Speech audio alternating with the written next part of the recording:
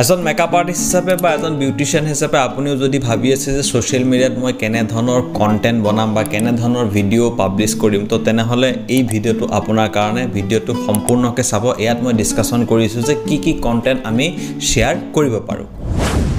তো প্ৰথম কন্টেন্টটো হৈছে এৱাৰনেস আপুনি আপোনাৰ ভিডিওত আমাৰ সাৰ্ভিসবোৰৰ বিষয়ে প্ৰডাক্টবোৰৰ বিষয়ে আমি তেখেতক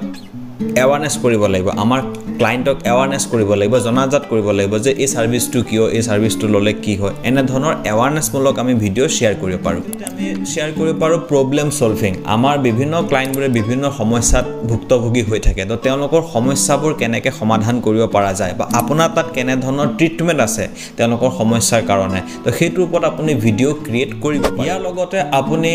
ইনস্পিৰেশনাল বা মোটিভেশনাল ভিডিও আপুনি শেয়াৰ কৰিব পাৰে যে আপুনি এই ইন্ডাস্ট্ৰিত কাম কৰি কেনে ধৰণৰ সাকসেস আপুনি পালে কেনে ধৰণে আপুনি কামবোৰ কৰিছে কিমান স্ট্ৰাগল কৰাৰ পাছত আপুনি এই পজিশনত পালে বা কি কৰিব লাগিব কি কৰিব নালাগে তো হেনে ধৰণৰ ইনস্পিৰেশনাল ভিডিও আপুনি শেয়াৰ ইয়াৰ লগতে আৰু এটা ক্যাটাগৰী হৈছে হেতু হৈছে আপুনি আহি থকা দিনত আপুনি কি কাম কৰিব গৈ আছে হেতু ৰিলেটেডও আপুনি মানে এটো কোৱা হয় গোল ওৰিয়েন্টেড বা আপোনাৰ টাৰ্গেট ওৰিয়েন্টেড আপুনি ভিডিও ৰিলিজ কৰিব পাৰে তো এই চাৰি ধৰণৰ ভিডিও আপুনি ৰিলিজ কৰক আপোনাৰ কন্টেন্ট খুব ধুনিয়া হ'ব আৰু মানুহে আপোনাক ধীৰে ধীৰে আপোনাৰ প্ৰফাইলত ভিজিট কৰিবলৈ ষ্টাৰ্ট কৰিব ধন্যবাদ